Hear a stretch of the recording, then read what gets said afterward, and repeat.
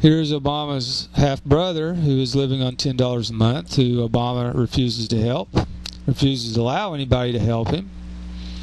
So if you think Obama's going to take care of you in the socialist, communist welfare system, the social security system, you're sorely mistaken. And you're going to love, if you hated George Bush, you're going to love what Obama is going to do to America with false flag terrorism, using Israeli nukes, 400 Israeli nukes stolen from ORNL in the United States. Remember what Bush said during the Hurricane Katrina response team? You're doing a heck of a job, Brownie. Mayor Ray Nagin seized all the guns in New Orleans. Over 5,000 New Orleans residents and other southern residents were massacred in summary executions by CIA Blackwater and the U.S. military and American police.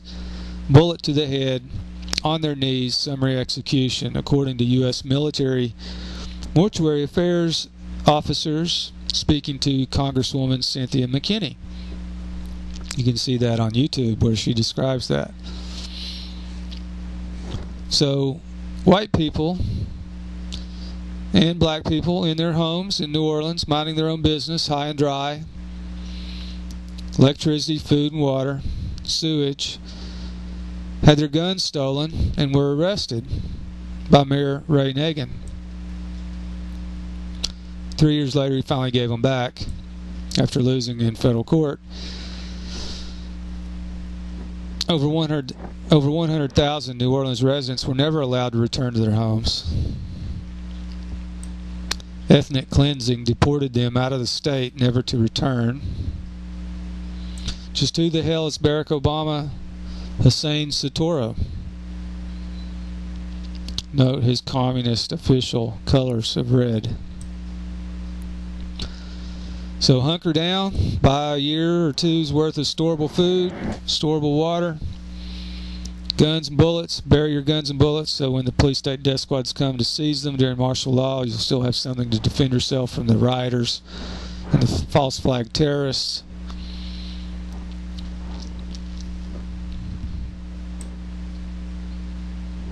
Get your house paid for, get out of debt, declare bankruptcy if you have to, get out of debt.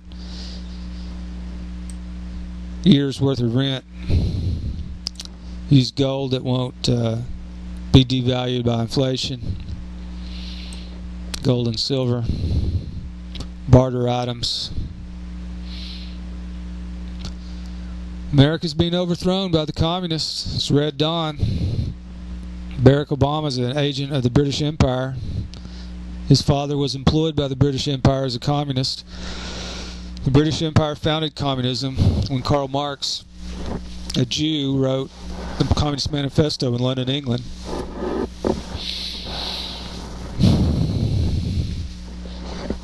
It's the New World Order, people. Wake up if you want to live.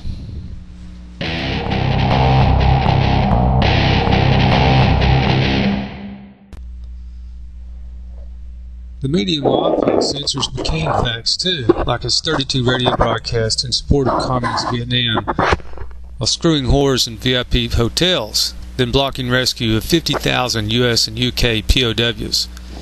Veterans hate him, especially MIA families. McCain's admiral father was an architect of the Vietnam Wars and possibly the assassination of JFK in retaliation for JFK ending the Vietnam Wars, then covered up Israel's massacre of the USS Liberty as part of Operation Northwoods. That's why McCain called JFK's murder an intervention. McCain's father-in-law, Jim Hensley, is a convicted mobster bootlegger, and his criminal defense lawyer was William Rehnquist, Chief Justice of the U.S. Supreme Court. McCain's wife is mafia with the Jewish Bronfman bootleg mafia, Canadian owner of Seagram's and Time Warner news empire for censorship. Bronfmans run the World Jewish Congress. Jewish mobster Jack Ruby also worked for the Bronfmans. You can Google the story, quote, John McCain's wife, Mafia Princess, end quote. Don't forget McCain dumped his first wife because she crashed her car and ended up in a wheelchair while he was banging commie hoes in Vietnam.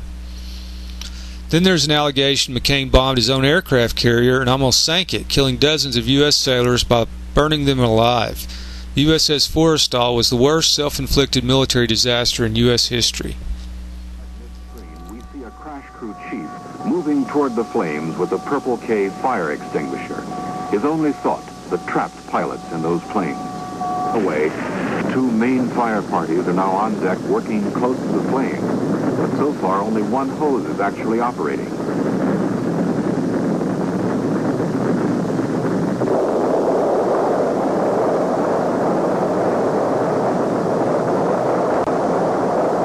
first explosion carries a message.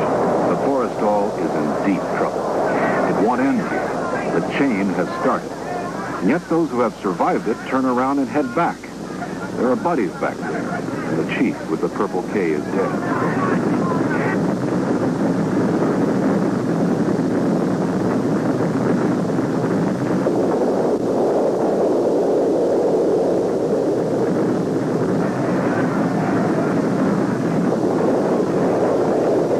A fire at sea is the ultimate nightmare for any sailor. You can't run away from it. There's nowhere to go. It's a fight for survival. Your instincts have to be right. Your courage pinned on like a badge. Following the third explosion, the first two fire parties had been virtually wiped out. The fire was not completely out of control. A great ship was on the verge of dying. To save her, other men were going to have to go back on deck, most of them without sufficient training in firefighting techniques. Topside, the only hope was that the explosions would somehow subside. Until they did, no firefighting team could possibly survive on deck. In all, during the fire's first 5 minutes, 9 major explosions would take place on the flight deck.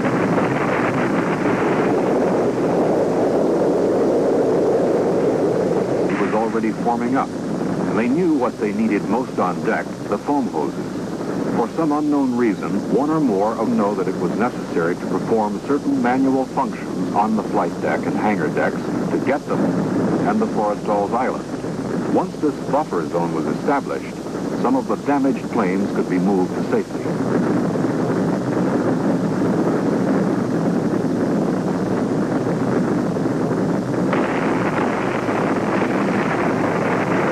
Along the port side, where most of the armed aircraft were parked, things were still out of control. That camera picture is further evidence of a successful team effort. Notice that a fog nozzle has been correctly brought into play over the heads of the firefighters to protect them as they work. Leadership and on-deck communications were early casualties of the Forrestal fire. When some of the more inexperienced people did lend a hand, they made several well-intentioned but nearly disastrous mistakes. At one point, close to the island, 2 water hose teams were working in tandem. Your enemy is not surrounding your country. Your enemy is ruling your country.